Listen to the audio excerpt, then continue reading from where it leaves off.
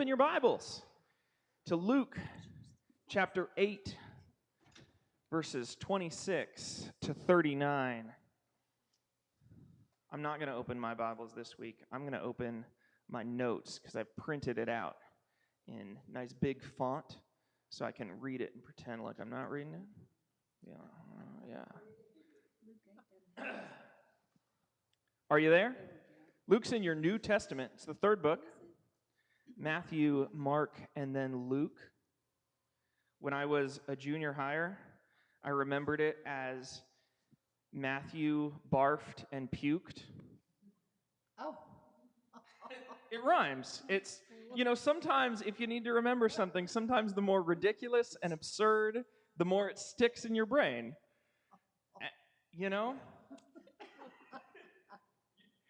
Like, you don't think it's appropriate, but you're not going to forget it now. Some of you might already know Matthew, Mark, Luke, and John, but if you didn't, now you do. Let's read Luke chapter 8, beginning in verse 26. Then they arrived at the country of the Gerasenes, which is opposite Galilee. As he stepped out on land, a man of the city who had demons met him. For a long time, he had worn no clothes, and he did not live in a house, but in the tombs. When he saw Jesus, he fell down before him and shouted at the top of his voice, "What have you to do to me, Jesus, Son of the Most High God? I beg you, do not torment me." For Jesus had commanded the unclean spirit to come out of the man. For many times it had seized him. He was kept under guard and bound with chains and shackles, but he would break the bonds and be driven by the demon into the wilds. Jesus then asked him, "What is your name?" And he said, "Legion," for many demons had entered him. They begged him not to order them to go back into the abyss. Now, there, on the hillside, a large herd of swine was feeding. And the demons begged Jesus to let them enter these. So he gave them permission. And then the demons came out of the man and entered the swine. And the herd rushed down the steep bank into the lake and were drowned. When the swineherds saw what had happened, they ran off and told it in the city and the country. And then people came out to see what had happened. And when they came to Jesus, they found the man from whom the demons had gone, sitting at the feet of Jesus, clothed and in his right mind. And they were afraid. Those who had seen it told them how the one who had been possessed by demons had been healed. Then all the people in the surrounding country of the Gerasenes asked Jesus to leave them, for they were seized with great fear. So he got into the boat and returned. The man from whom the demons had gone begged that he might be with him, but Jesus sent him away, saying, "Return to your home and declare how much God has done for you." So he went away, proclaiming throughout the city how much Jesus had done for him. This is the word of the Lord. Thanks be to God. So, raise your hand if you feel like you can relate to this crazy naked man after last week. Am I the only one? we got a couple out there running around, doing work, building up a sweat, no shower, no laundry, building up ash in a gas-powered fireplace, flushing toilets with pitchers. Oh, and by the way, there's a global pandemic still on. When this thing started in March, I don't know if you remember, because January 2020, the big deal was that there were wildfires in Australia. And then February, there was this disease in China. And then March, this disease in China was global, and we were all taking bets. We were like joking around, like, oh man, what's it going to be in April? Is it going to be murder hornets? Some people were putting together like 2020 bingo cards. Do you remember this? Can you remember way back that long ago, that many life experiences ago, the 2020 bingo card? Like, what ridiculous thing can we imagine that could happen next? This year has been so crazy. And at the beginning of the pandemic, I'm trying to imagine myself, put myself there in March, and imagine like somebody had like told me, like I envisioned somebody with like some kind of soot on their face, except where the goggles had been. They step out of a portal, and they're like, snowpocalypse in February. I'd say, no, there's no way. Okay, first of all, February was last month. Okay, so that's not going to work, right? This pandemic is going to be way over by last month. Like, what do you even mean? And besides that, I live in Florida. Like, there's no way I'm going to be dealing with a blizzard in this pandemic. What? Man, there's just no predicting it. And y'all, I just need to be real with you. It has been rough for me. Like, it's been, my wife and I are first-time parents. You heard a little bit of the baby crying a little bit earlier as I read the scriptures. We were in the delivery room alone. I was the guest. They were kind enough to let me be there, but no grandparents, no family, no friends, nobody to buy me a cigar. We did our shower over Zoom. We had masks in the delivery room.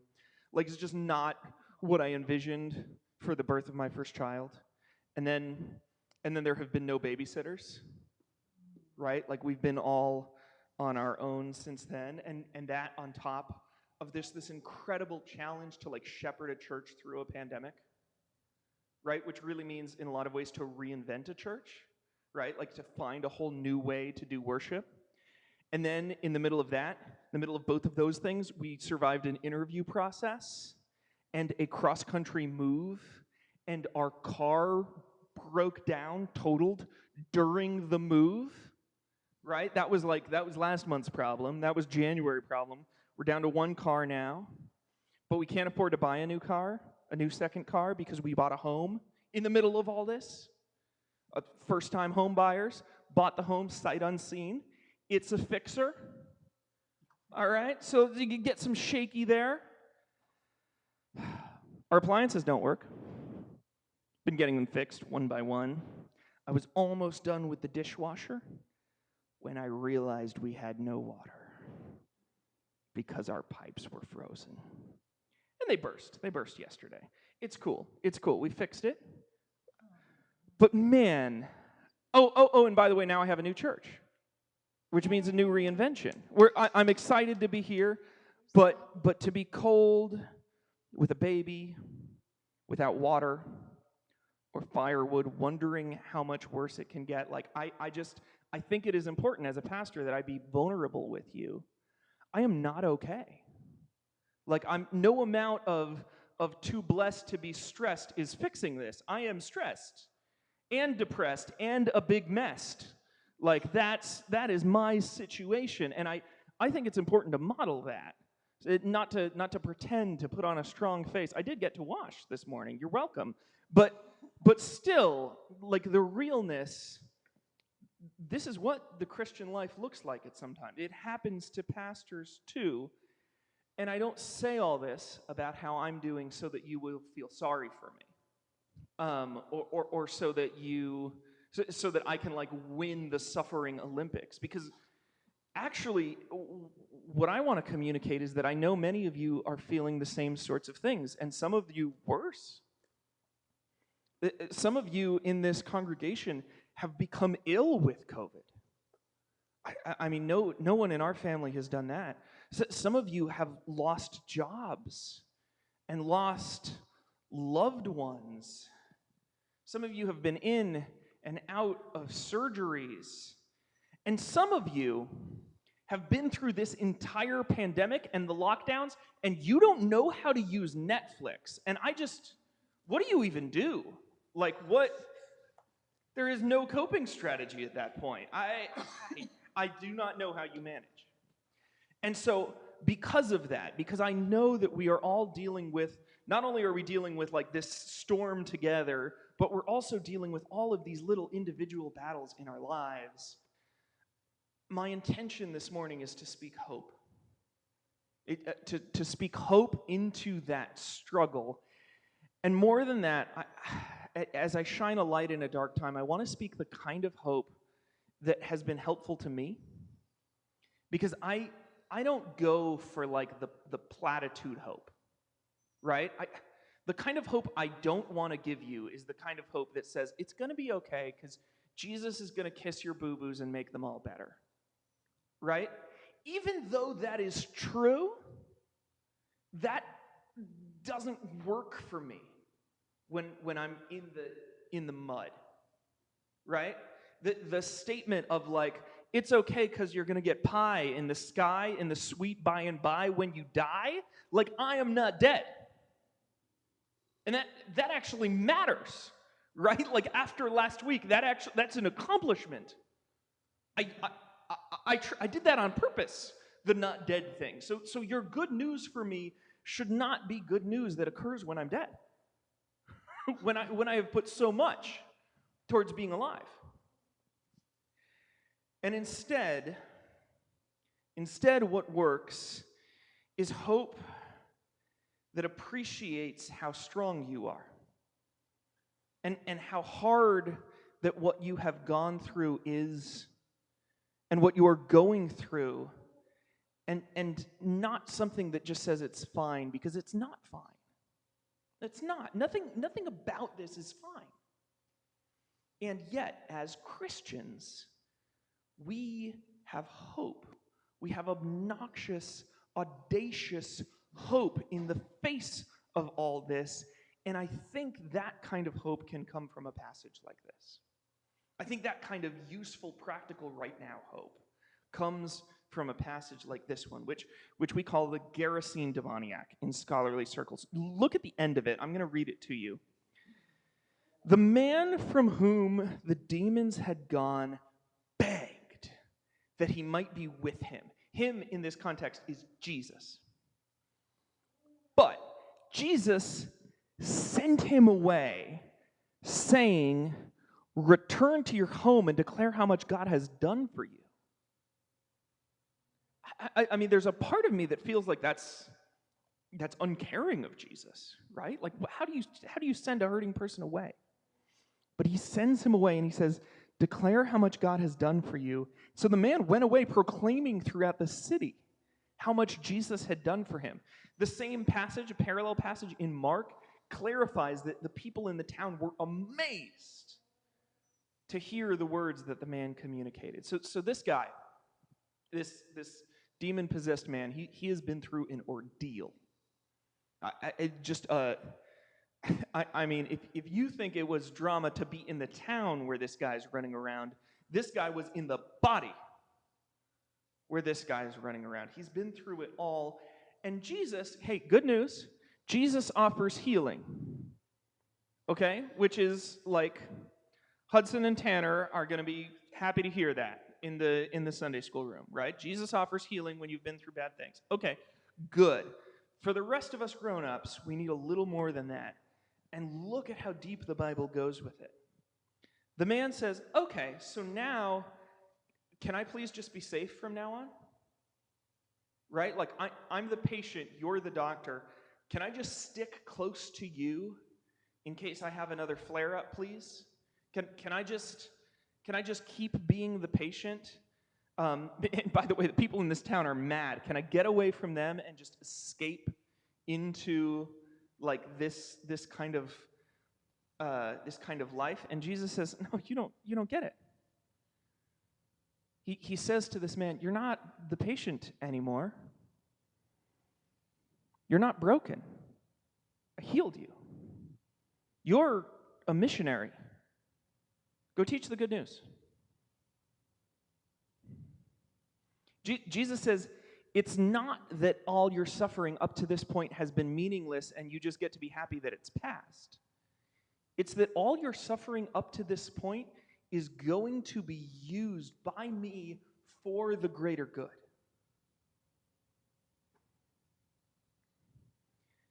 You and you alone have been to the bottom of a dark hole, says Jesus to this formerly demon-possessed man. And now that you've been there, you know the way out. And the world needs that from you. You are an expert. Preach. These fishermen that have been following me around, they're not ready yet. They're not prepared. I'm going to send them out chapter 10. This is chapter 8, right? They haven't been through what you've been through. They don't have enough experience. You're ready. Go. You've graduated. And he does. And he succeeds. Do any of you feel like if only you could, endure another snowpocalypse now, knowing what you know now, that you would, own it? Right? Like all of the experience you've gained, you know how to find the wood, and you know how to flush the toilet with the pitcher, and you now you're experts. You've managed it. You've learned so many things about how to survive a catastrophic, the skills you have, you would fare much better, right? Am I the only one who feels that way? See, when we suffer, we learn. When we suffer, we grow and we develop. And in Jesus, those wounds of suffering can be transformed into weapons of healing. They don't just go away, they become anti-wounds. We aren't merely healed, we are healers. So when an alcoholic overcomes an addiction, then that alcoholic has the capacity to help other people overcome that same addiction. It's not that the addiction was good or even worth it. Like the man in this story was possessed by demons. Here's a knowledge bomb from Pastor Ryan for you. Demons are bad. But that bad thing can be used by God, your experience of that bad thing, for something good. There's an upside to the bad thing. You've spent 10,000 hours on it. You're an expert in it now. We can use that. And this can be small scale or large scale, right? It can be, hey, I'm an expert on bitterness. I spent most of my life being bitter. And I stopped, and I can help you with that. Or it can be, hey, I was abused as a child, and I have a heart for abused children, and I want to be a child advocate. Whether the wound is big or small, healing is available that doesn't just make it go away, but that empowers you, that uses it, and that gives me so much hope. So we need to ask the question, what does God want us to do with the experience that we have all gained through this pandemic / race war / contested election / blizzard / energy crisis? Because the answer is something. The skills we've been developing, they're not for nothing. We have done amazing things, and we should feel powerful. We should feel the fact that we have overcome all this. Who thought we could have done that last year? It is astonishing. You're more than conquerors for what you've been through, and now you're so ready for something new. And there's more. There's so much more, because there's another ordeal that you all have been through, that I haven't been through in the same way. And you've been going through this ordeal for actually longer than the pandemic.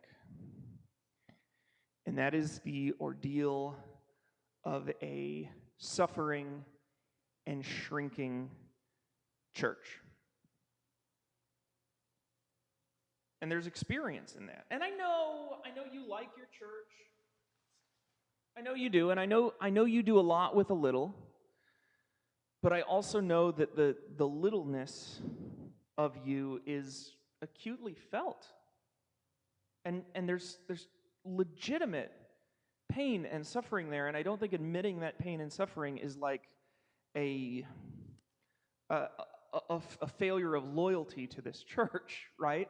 To say, yeah, it's been hard to be here, and to see us getting older, and to see the numbers dwindling, and to see the pastors leaving us.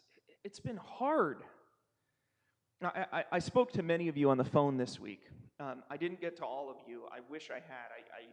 But I got to all the friends of the church, and I called many of you, and I heard over and over, well, don't you know this church shouldn't exist anymore? Right?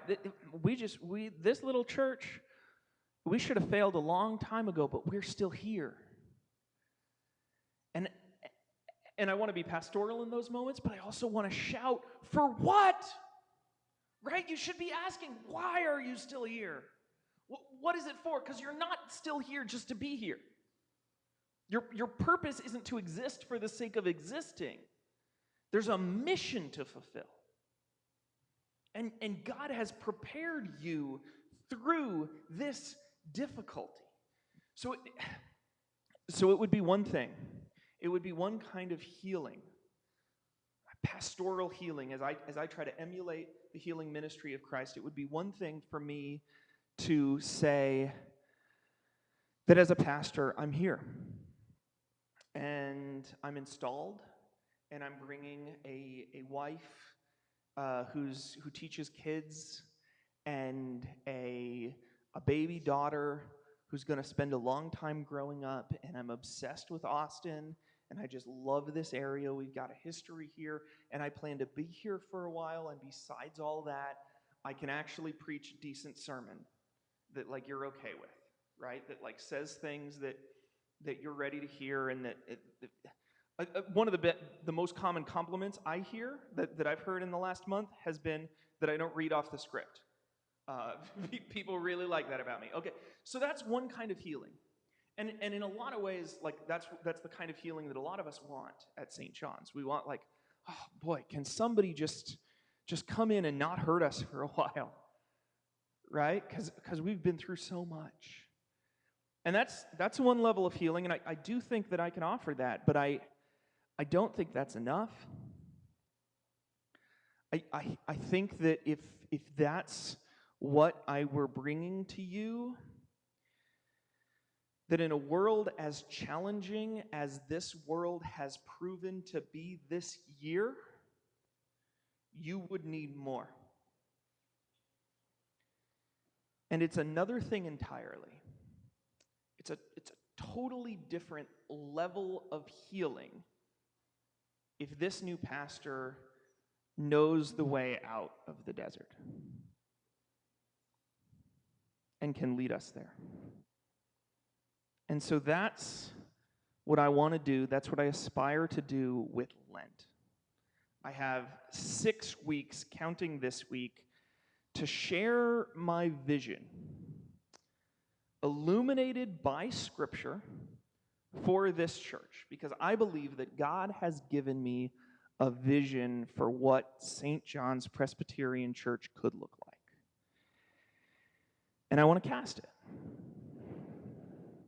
And it follows the Lenten theme of Jesus in the wilderness, fasting and praying and preparing and hearing God. So we're not going to focus on the, like, deprivation aspect of Lent, because we've had plenty of that. Thank you very much. Our spiritual disciplines are full of deprivation. We're doing good on the deprivation count, and we're going to instead focus on the inspiration aspect and put a heavier.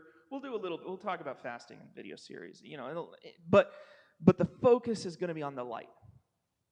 Where's the vision? Where are we going next? But it is just a vision. It's a dream. It's an idea. It's something I see with my mind's eye, and that is all it is. It's not real. I believe it's from God. I believe it resonates. I see this church thriving. But the only way it gets real, it becomes manifest in flesh and blood, is if y'all pick it up. If I cast it and somebody's ready to take it and run with it, because I can't do it alone. And so before I get into any of the nuts and bolts, I want to set the foundation of the vision in this reality. The way I am going to renew the church and get new people to come and bring in new Christians and different ministries is that I'm not going to. Y'all are. And the good news is that you're qualified. You have all of the experience you need. You are experts. So, let's respond with a congregational hymn, singing together, "Here I